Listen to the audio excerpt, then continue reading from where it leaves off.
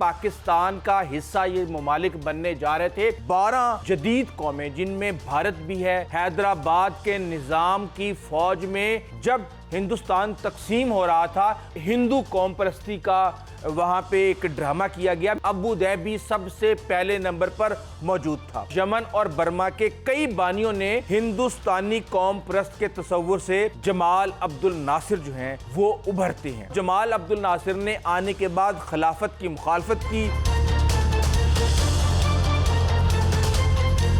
بسم اللہ الرحمن الرحیم۔ السلام علیکم ناظرین، امید ہے آپ سب لوگ خیر خیریت سے ہوں گے۔ آپ سوچیں کہ اگر you a E, Qatar, Bahrain, Kuwait اور عمان پاکستان کا حصہ ہوتے تو آج پاکستان کہاں کھڑا ہوتا؟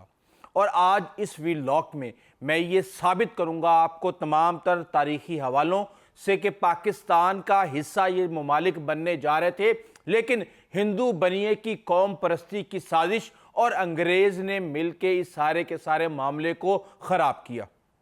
آپ کو یاد ہے کہ 1928 تک تقریباً 12 جدید قومیں، جن میں بھارت بھی ہے، پاکستان بھی ہے، بنگلہ دیش ہے، برما ہے، نیپال ہے، بھوٹان ہے،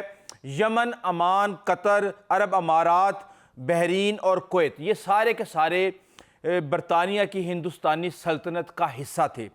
اور برطانیہ ان تمام تر عرب ریاستوں کو ٹروشل سٹیٹ کے نام پہ مینیج کر رہا تھا، اور وہ چاہتا تھا کہ کسی بھی طریقے سے آپ کی سلطنت عثمانیہ ہے اس کے بارڈر کے ساتھ ان کا بارڈر نہ لگے اور ان کو بفر سٹیٹس کے طور پہ رکھا جائے، اس لیے ان کو نقشوں میں ظاہر نہیں کیا جا سکتا تھا۔ اور ہم یہ دیکھتے ہیں کہ شیٹرڈ لینڈز کے نام سے ایک کتاب لکھی گئی جو ڈیل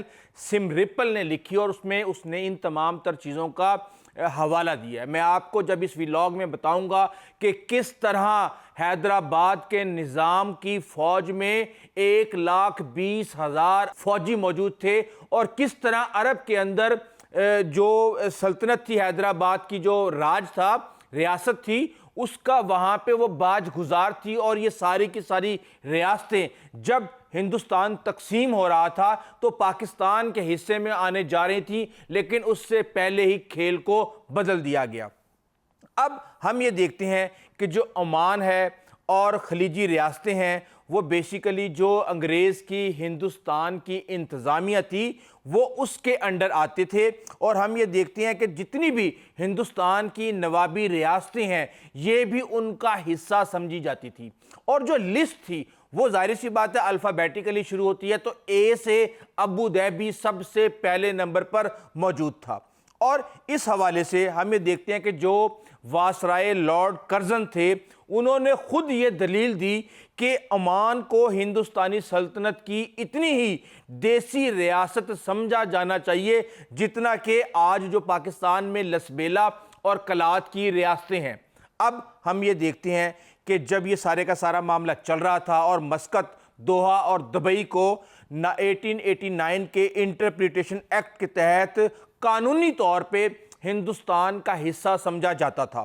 اور جو آج کی دولت مند ریاستیں ہیں اس وقت، وہ اگر شاید پاکستان یا ہندوستان میں شامل ہو جاتی تو ان کا وجود بھی اسی طرح ختم ہو جاتا جس طرح کے پاکستان اور ہندوستان کے اندر موجود جو دوسری نوابی ریاستیں تھیں ان کا آج ختم ہو چکا ہے۔ اچھا، ہم یہ دیکھتے ہیں کہ راج کو عربی اور برمی سرحدوں میں کسی زمانے میں ہندوستان کے اصل تصور کے لیے مرکزی حیثیت حاصل تھی، اور یمن اور برما کے کئی بانیوں نے ایک زمانے میں خود کو ہندوستانی قوم پرست کے تصور سے پیش کیا۔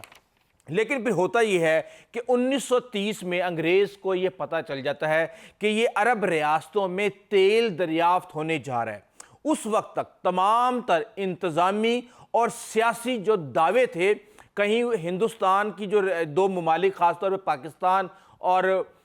بھارت جو بننے جا رہے ہیں، کہیں یہ دعویٰ نہ کر دیں، اس کے بعد ہم یہ دیکھتے ہیں کہ ایک کھیل کھیلا جاتا ہے۔ اور اگر ہم ہسٹری کو دیکھیں تو تقریباً 2000 سال سے زیادہ عرصے سے جو جنوبی ایشیا کی برادریاں ہیں، ان کی ثقافت ایشیا سے گزر کے چین، افغانستان اور عرب تک پھیل چکی تھی، اور خاص طور پہ جو بحیرہ عرب ہے، انڈین اوشن ہے، یہ اس کے ارد گرد جتنے بھی ریاستی اور ممالک تھے، ان سب کو ایک کمیونٹی کے طور پہ دیکھا جاتا تھا۔ اور پھر جب یہ پتہ چلا کہ جناب یہاں پہ تو تیل نکلنے جا رہا ہے اور یہاں کے جو بحری راستے ہیں وہ انتہائی اہم ہیں، تو برطانیہ نے اپنے اسٹریٹجک انٹرسٹ کے لیے 1937 میں یمن کو علیحدہ کر دیا، اور تمام جو جزیرے تھے عرب کے ان کو جو ہندوستان کی ایک آپ بھی کہہ سکتے ہیں انڈین پولیٹیکل سروس، وہاں پہ جتنے بھی ہندوستان کے افسران تھے وہ جا کے عرب میں اپنی سروسز دیا کرتے تھے، اس کو ان سے الگ کر کے ان کو کراؤن کالونی کا نام دے دیا گیا، اور اس کے بعد اس کو ہندوستان کی ریاست سے الگ کر دیا گیا، اور تمام تر انڈین لوگوں کو وہاں سے واپس بلا کے وہاں پہ برطانوی فوجی تعینات کر دیے گئے۔ اور کہا یہ جاتا ہے کہ ہندوستان اور پاکستان کو، ظاہر سی بات ہے مسلمان ریاستیں، ہم تو آج یہی کہیں گے کہ وہ پاکستان میں شامل ہونا تھا انہوں نے، لیکن بہرحال تو اب اس کے بعد ایک بڑی تیل کی دولت سے ان ممالک کو محروم کر دیا گیا۔ اور پھر ہم یہ دیکھتے ہیں کہ جب 1971 میں برطانیہ نے وہاں سے بھی جانے کا فیصلہ کیا تو ہم نے دیکھا کہ خلیجی ریاستیں جو ہیں وہ خود اپنی سرپرستی کرنے لگیں، اور جو یہ آپس میں جو ثقافتیں اتنی زیادہ گہری جڑی ہوئی تھیں ان کو ایک بڑی سازش کے تحت ایک دوسرے سے الگ کیا گیا۔ اب ہم یہاں پہ دیکھتے ہیں کہ ہندو قوم پرستی کا وہاں پہ ایک ڈرامہ کیا گیا۔ میں بھی آپ کو بتاؤں گا کہ کس طریقے سے عرب کے اندر بھی کیا کھیل کھیلا گیا۔ وہاں پہ جتنی بھی بھارت کی قدیم اور مقدس سرزمین تھی وہاں پہ موجود، ان سب کو جو ہندو نیشنلزم تھا ان کو اس کے ارد گرد مرکوز کر دیا گیا، اور یہاں تک کہ ایک صحافی تھے محمد لقمان، وہ عدن میں مہاتما گاندھی کے لیے گجراتی سے عربی کا ترجمہ کرتے تھے۔ اور پھر ایک وقت ایسا آیا کہ جب یہ ہندو قوم پرستی اور وہاں پہ پھر عرب قوم پرستی شروع ہو گئی، تو یہی محمد لقمان جو ہیں یہ گریٹر یمن کے لیے ایکٹیو ہو گئے، اور اس کے بعد ہم نے یہ دیکھا کہ یمن عدن کے اندر بہت سے لوگ جو ہیں وہ ہندوستانی قوم پرستی کے بھی خلاف ہو گئے۔ اب اس ساری صورتحال کے اندر ہم یہ دیکھتے ہیں کہ جمال عبد الناصر جو ہیں وہ ابھرتے ہیں، اور وہاں پہ کہا جاتا ہے کہ برطانیہ نے بیسیکلی جو اس وقت کے بادشاہ فاروق تھے ان کو قربان کیا، اور 1952 میں ایک فری آفیسرز موومنٹ سٹارٹ ہوئی، اور جمال عبد الناصر نے آنے کے بعد خلافت کی مخالفت کی، عربوں کو تقسیم کیا، برطانوی مفادات کا تحفظ کیا، عرب قوم پرستی کے طرف وہ لے کے گئے اور بر صغیر سے عربوں کو دور کیا۔ اب اس ساری صورتحال کے اندر ہم یہ دیکھتے ہیں کہ 1950 تک یہ تاجر جو تھے، خواب دیکھنے والے تاجر، وہاں پہ عربوں کی پرانی کشتیاں جو کہ لکڑی سے بنی ہوتی ہیں اور وہ تقریباً دبئی سے کراچی تک کا سفر 10 دنوں میں طے کرتی تھیں، دو کہا جاتا تھا ان کو، ان کے ساتھ ساتھ بڑے سیاحتی جہاز وہاں پہ نظر آتے تھے، اور یمنی یہودی، گجراتی ہندو اور صومالی مسلمان وہاں پہ آپس میں مل جل کے کام کرتے تھے اور آپس میں گھلے ملے ہوئے تھے۔ اچھا، یہاں پہ جمال عبد الناصر کا عروج ہوتا ہے، اور 1954 میں وہ مصر کے صدر بنتے ہیں۔ وہاں پہ جب وہ آتے ہیں تو اس کے بعد غیر عربوں کے لیے جو یمن ہے، ارد گرد کے علاقے ہیں، عرب ریاستیں ہیں، وہ انتہائی خطرناک ہو جاتی ہیں، اور نہ صرف وہ خطرناک ہوتی ہیں بلکہ عرب قوم پرستی کا جو برانڈ تھا جمال عبد الناصر کا، وہ ایک دم سے انتہائی شہرت حاصل کر لیتا ہے، اور یہ تقریباً پورے خطے کے اندر یہ برانڈ جو ہے وہ جنگل کی آگ کی طرح پھیل جاتا ہے، اور تیزی سے پورے عرب راج کی ریاستوں نے باضابطہ طور پہ اپنی شہریت دینے کے لیے عربی کی اچھی معلومات اور ایک عرب ملک سے تعلق ہونا جو ہے یہ دو شرائط رکھی، انہی کو وہاں پہ شہریت ملے گی، اور اس کے ساتھ ہی جو بحر ہند کا جو معاشرہ تھا جو 2000 سال سے پنپ رہا تھا اس کو من مانی قومی شناختوں میں بدل دیا گیا۔ اور ہم یہ دیکھتے ہیں کہ جو جنوبی ایشیا کے جو باشندے تھے انہوں نے اپنے لیے الگ سے شہریت کی لکیر جو ہے وہ غلط سمت کی طرف انہوں نے دھکیل دی، اپنی جائیدادیں ان کو وہاں پہ فروخت کرنی پڑیں۔ یہی نہیں بلکہ ہم یہ دیکھتے ہیں کہ جو عدن کی ٹریڈ یونین تھی انہوں نے بھی غیر عربوں کے لیے ایک انتہائی خطرناک ماحول پیدا کر دیا۔ اور ابھی جب میں آپ کو نظام کی بات بتاؤں گا کہ یہاں ہندوستان کے اندر کیا کیا گیا تو پھر آپ حیران رہ جائیں گے۔ اچھا، ہوتا یہ ہے کہ پھر جو ہندوستان ہے وہ اس کے جو دشمن جذبات، بیسیکلی اس سے پہلے ہندوستان کے اندر اس ساری چیزوں کا بیج بو دیا گیا تھا۔ اور حیدرآباد کی جو ریاست تھی، جو آپ کو پتہ ہے کہ جو حیدرآباد کے نظام تھے وہ دنیا کے سب سے زیادہ امیر ترین حکمرانوں میں ان کا شمار ہوتا تھا۔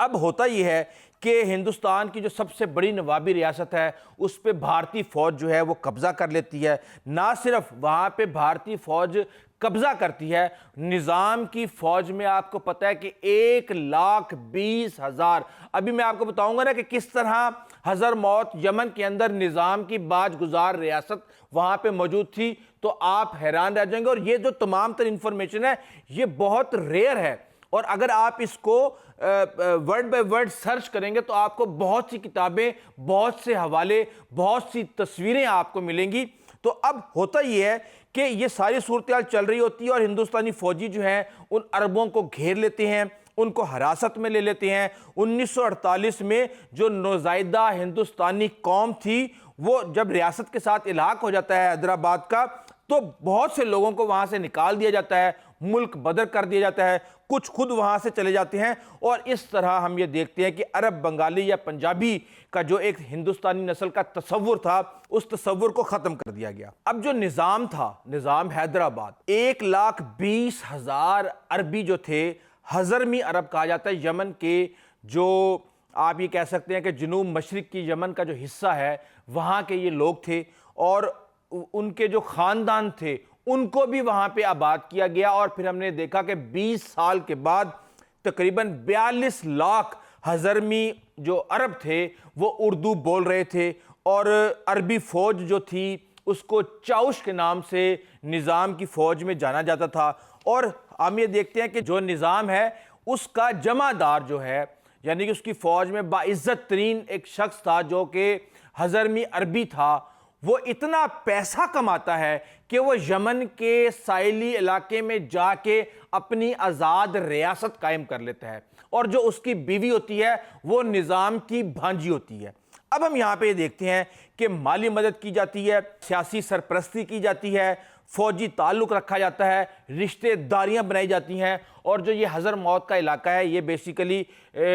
کہتے تو اس کو مشرقی یمن ہے، لیکن اگر ہم نیچے آتے ہیں تو پھر یہ جنوب مشرقی یمن بن جاتا ہے۔ اب یہاں پہ آپ یہ دیکھیں کہ حلیم جو ہے وہ پاکستان کے اندر بہت زیادہ مشہور ہے، یہ عربی ڈش تھی حریص، یہ اس کا اور حیدرآبادی کھانوں کی ملاوٹ کے بعد یہ ڈش جو ہے یہ نکلی ہے۔ اب وہاں پہ ہم یہ دیکھتے ہیں کہ ایک قیتی سلطنت جو ہے قائم کی جاتی ہے، جو کہ جزیرہ نما عرب کی تیسری بڑی ریاست تھی اس وقت، اور اس کو نظام حیدرآباد کی باج گزار ریاست کے طور پہ جانا جاتا تھا۔ اب یہاں پہ ہمیں دیکھتے ہیں کہ جو سلطان غالب القیتی ہیں جو کہ آخری حکمران تھے، ان کی جو والدہ تھیں ان کو شہزادی صالح کے نام سے بھی جانا جاتا ہے، ان کو نور بیگم کے نام سے بھی جانا جاتا ہے، ان کو نذیر النساء کے نام سے بھی جانا جاتا ہے۔ وہ ان کی والدہ تھی اور وہ نظام کی بھانجی تھی۔ اب یہاں پہ ہم یہ دیکھتے ہیں کہ عمر بن اوس جو ہیں وہ جمع دار تھے نظام کی فوج میں، اور وہاں پہ ان کو اتنی عزت، اتنا پیسہ دیا جاتا ہے کہ وہ اپنی وہاں پہ جا کے قبضہ کر لیتے ہیں، اپنی آزاد ریاست قائم کر لیتے ہیں۔ لیکن برطانیہ جب یمن سے انخلاء کے بارے میں سوچتا ہے اور 1967 میں وہ وہاں سے نکلتا ہے تو وہ ایک طرح سے دھوکہ دیتا ہے ان کو، کیونکہ ہم یہ دیکھ رہے ہیں کہ جب آپ نے دیگر تمام تر پرنسلی سٹیٹس کو